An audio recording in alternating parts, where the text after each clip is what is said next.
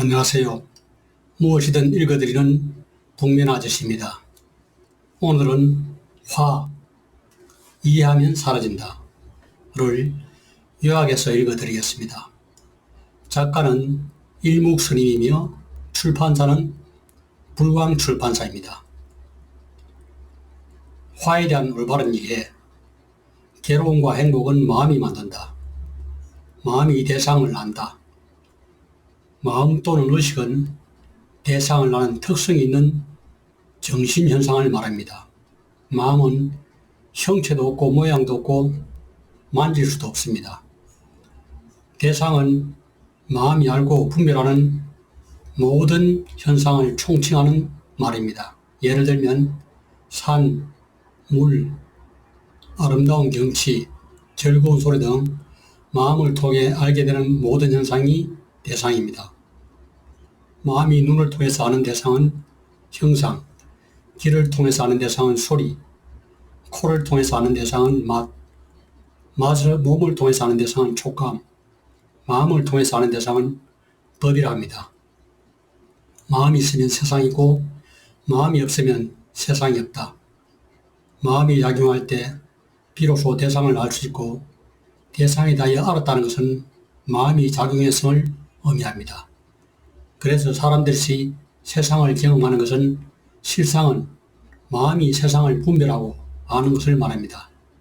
이렇게 마음이 세상에 있는 모든 현상, 즉 대상을 경험하는 것이므로 마음이 작용할 때 세상이 있고 마음이 없으면 세상이 나타나지 않습니다. 그런데 마음은 6의식으로 나누어 말할 수 있으므로 6의식이 작용할 때 세상이 있고 6의식이 작용하지 않을 때 세상도 없습니다.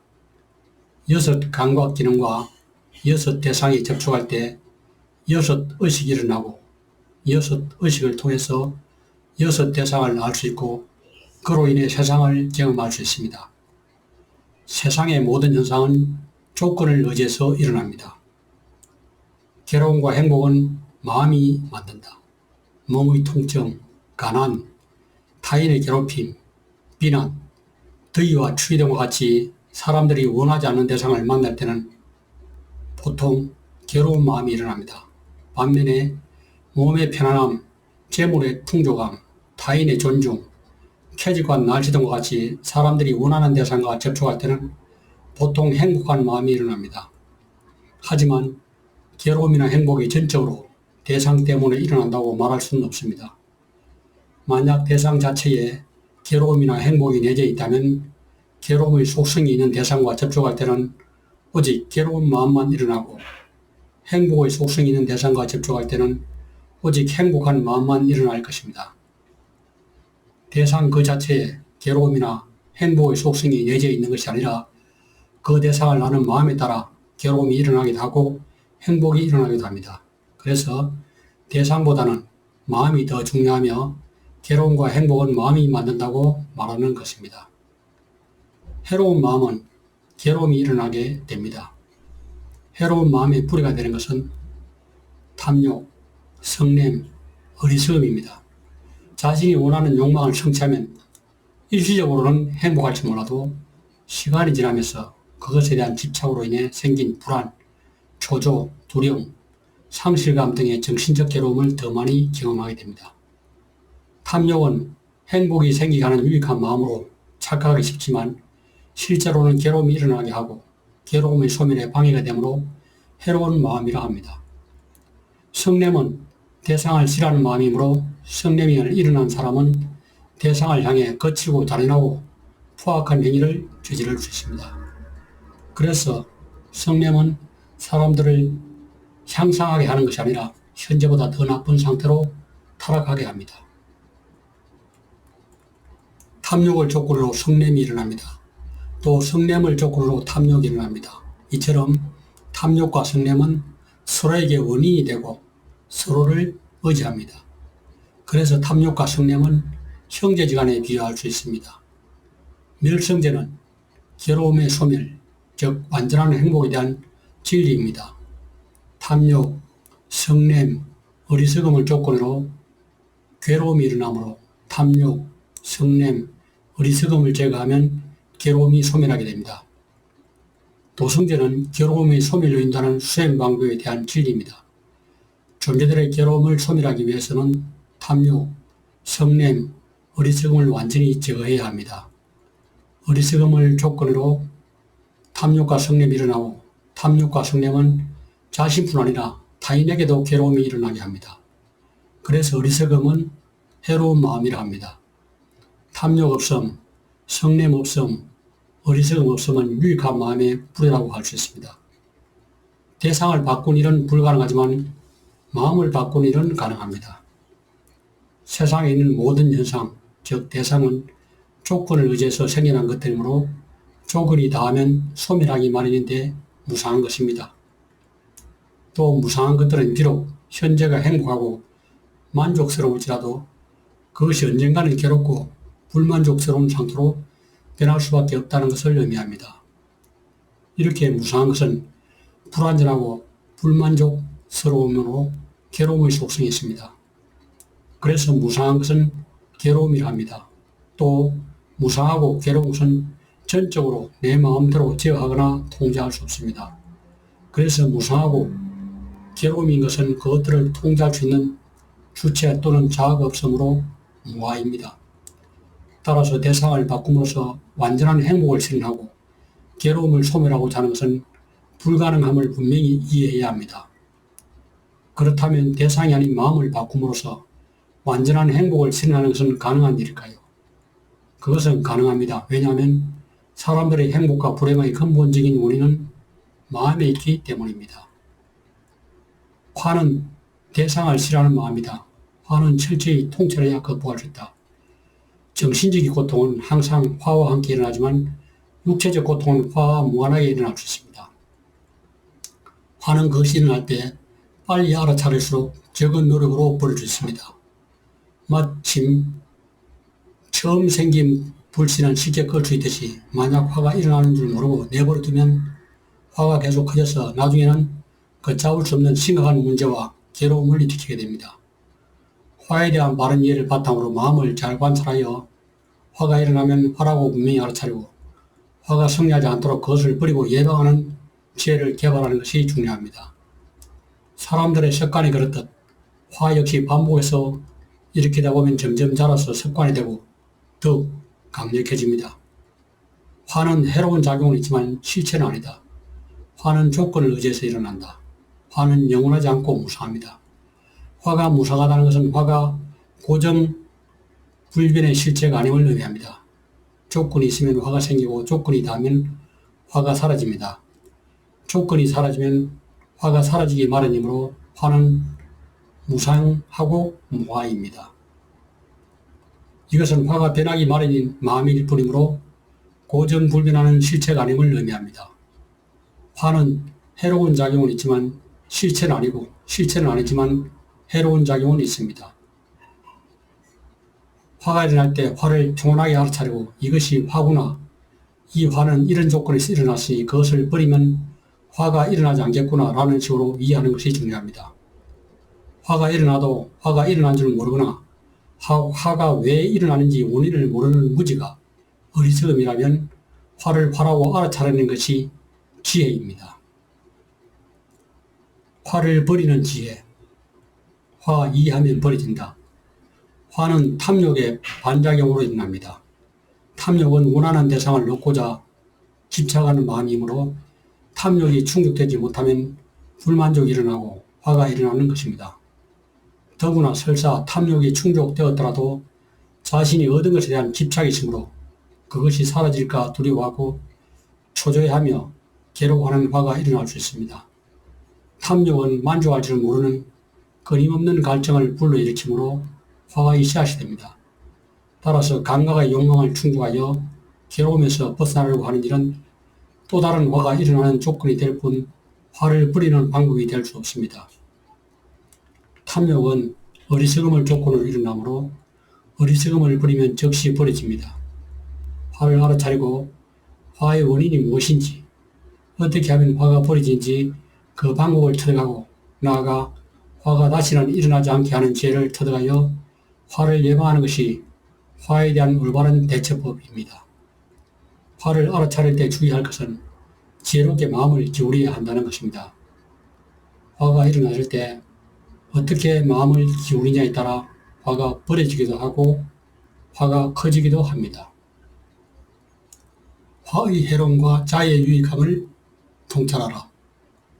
화의 해로움을 통찰하면 화가 벌어진다. 화는 가장 먼저 자기 자신을 괴롭게 합니다. 화가 일어날 때 정신적인 고통이 동반되기 때문입니다. 이런 정신적인 고통은 시간이나 장소에 구애받지 않고 어디를 가나 따라다니면서 괴롭힙니다. 그래서 화를 내면 자기 먼저 고통을 받게 됩니다. 그리고 화는 남도 괴롭게 만듭니다. 자신의 화를 제어하지 못하면 남에게 폭언 등으로 상처를 주기도 하고 악의를 가지고 사람들을 이간시키기도 합니다.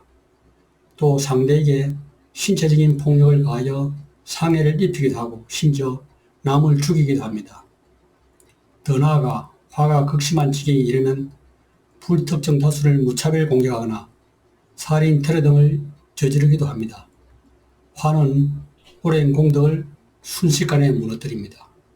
화를 잘 내는 사람은 인간관계가 나빠집니다. 화가 많으면 잠을 잘 이루지 못합니다. 화는 기회를 사라지게 만듭니다. 화가 버려지면 고귀한 마음이 생깁니다. 평온은 모자라거나 넘치지 않는 중립의 특성이 있는 마음을 말합니다. 평온한 마음이 있으면 어떤 대상을 만나도 집착하거나 싫어하지 않고 치우침이 없으며 중립적으로 대처할 수 있습니다. 특히 존재에 대하여 평온한 마음이 있으면 존재를 치우침 없이 공평하게 볼 수 있습니다. 네 가지 고귀한 마음, 즉 자애와 연민, 함께 기뻐함, 평온은 서로 연결되어 있습니다.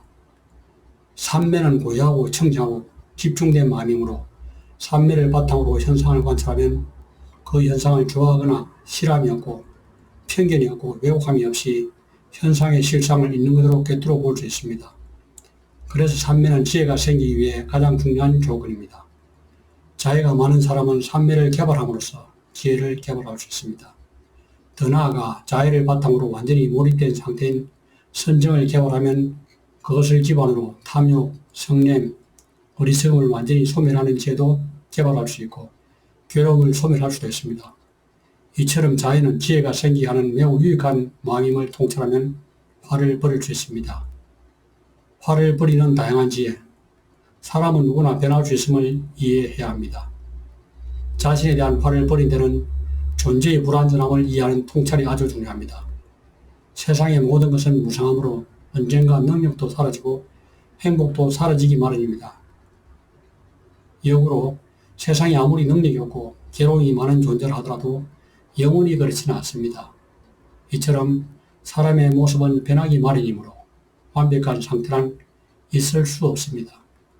이와 같이 존재는 고정된 모습이 아니라 조건의 변화에 따라 계속 변함으로 불완전합니다. 이러한 사실을 명확히 통찰한 지혜로운 사람은 자신의 모습을 치사선택하지 않고 있는 그대로 받아들일 수 있습니다. 다시 말해서 지혜로운 사람은 자신의 업적, 풍족한 재산, 뛰어난 능력, 그리고 주변 환경이 좋다고 해서 그것에 집착하고 좋아하면 자신이 우월하다고 여기는 자만에 빠지지 않습니다. 화가 난 사람을 미워하지 않고 오히려 자애를 바탕으로 보시를 하는 것도 화를 버리는 좋은 방법의 하나입니다.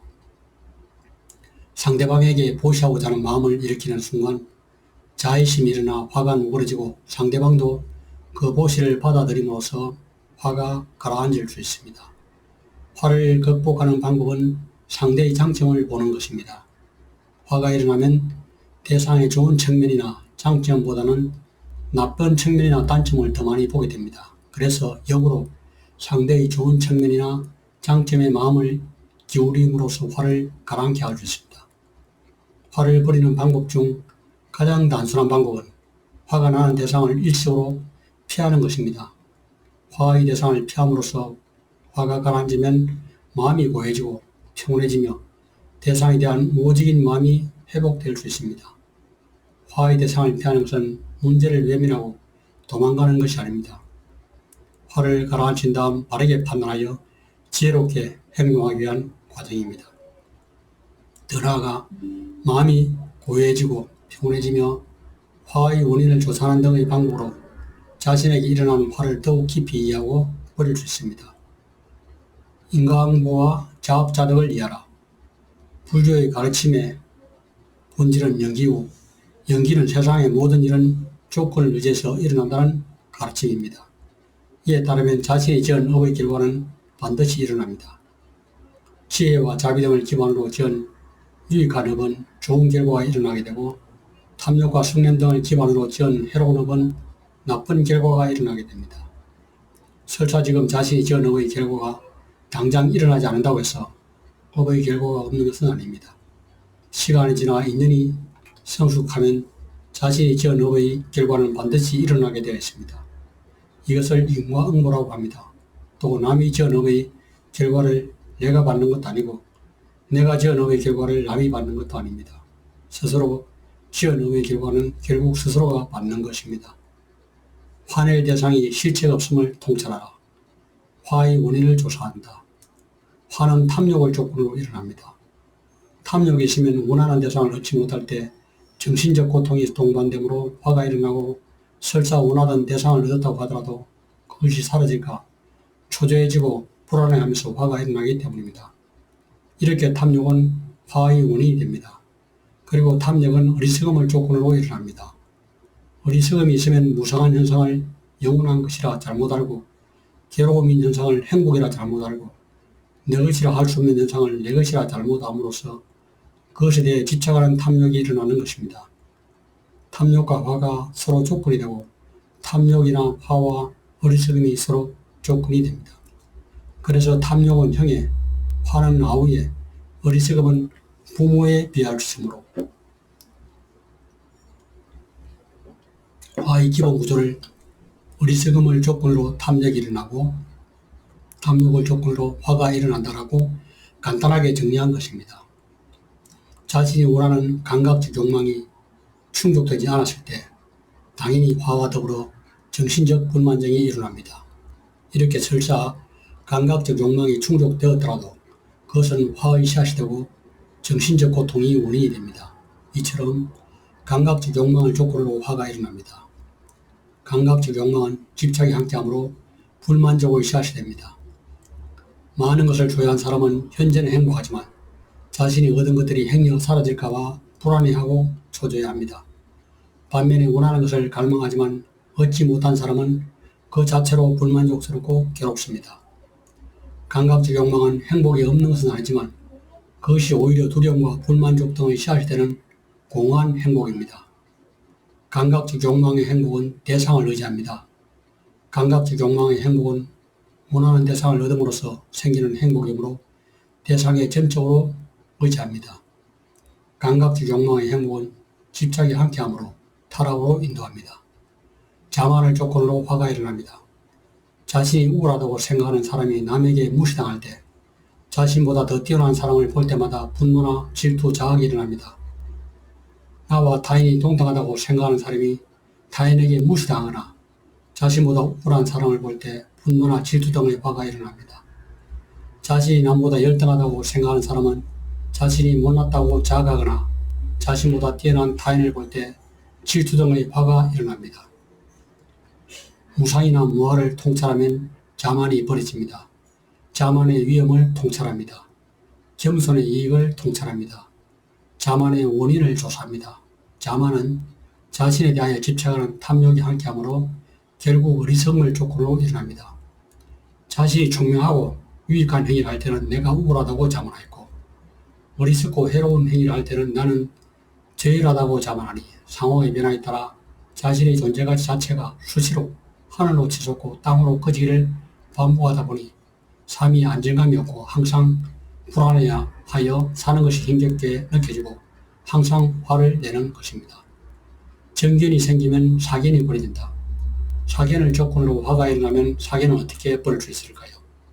기본적으로 사견은 탐욕을 뿌리로 일어나고 탐욕은 어리석음을 뿌리로 일어나므로 결국 어리석음을 조건으로 일어납니다. 고성제에 대한 지혜는 존재의 실상은 물질이나 정신일 뿐이며 그것들은 조건에 의해 생겨났으므로 무상하고 무상한 것은 괴로움이며 무상하고 괴로움인 것은 나의 것, 나의 자아가 아니라고 통찰하는 지혜입니다. 그래서 고성제는 철저히 알아야 할 진리라고 말합니다. 집성제에 대한 죄는 탐욕, 성냄, 어리석음을 조건으로 괴로움이 일어난다고 통찰하는 지혜입니다. 그래서 집성제는 버려야 할 진리라고 말합니다. 멸성제에 대한 죄는 탐욕, 성냄, 어리석음의 완전한 소멸이 괴로움의 소멸이라고 통찰하는 지혜입니다. 그래서 멸성제는 실현해야 할 진리라고 말합니다. 도성제에 대한 죄는 탐욕, 성냄, 어리석음을 소멸하는 도닦음이 8정도, 즉 바른견해, 바른사유, 바른말, 바른행위, 바른생계, 바른정진, 바른산면하고 통찰하는 지혜입니다. 그래서 도성제는 닦아야 할 진리라고 말합니다. 이처럼 바른견해가 사성제에 대한 죄라면 어리석음은 사성제에 대한 무지를 뜻합니다.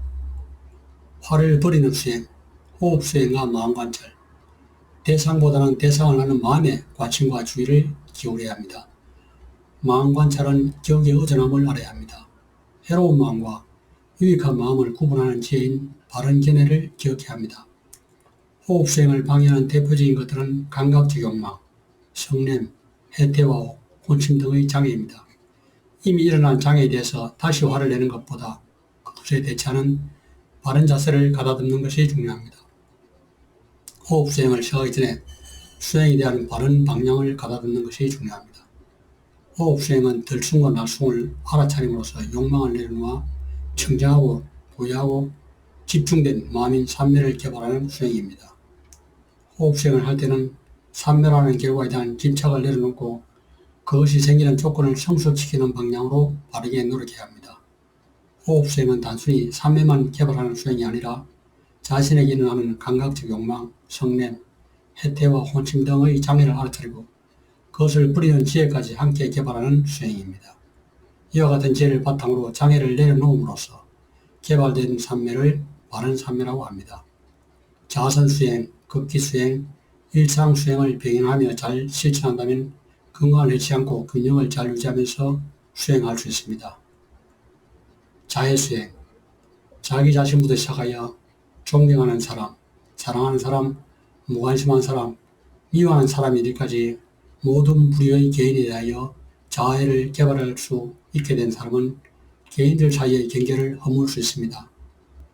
이렇게 개인뿐 아니라 다양한 집단에 대해서도 자애를 개발한 사람은 세상에 있는 존재라면 가까이 있든 멀리 있든 저예라든 뛰어나든 거칠든 미취하든 동물이든 사람이든 남자이든 여자이든 가난하든 부자이든 불교 신자든 기독교 신자든 천주교 신자든 보수파든 진보파든 보통 사람이든 깨달은 사람이든 어떤 존재라도 차별하지 않고 동등하게 자애를 일으킬 수 있습니다.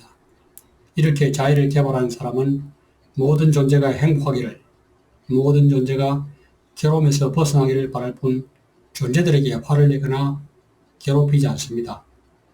이처럼 자애를 열심히 닦으면 화를 버릴 수 있을 뿐만 아니라 화를 예방할 수도 있습니다. 부정관 수행, 세상을 객관적으로 보지 못한 이유는 욕망과 화가 있기 때문입니다.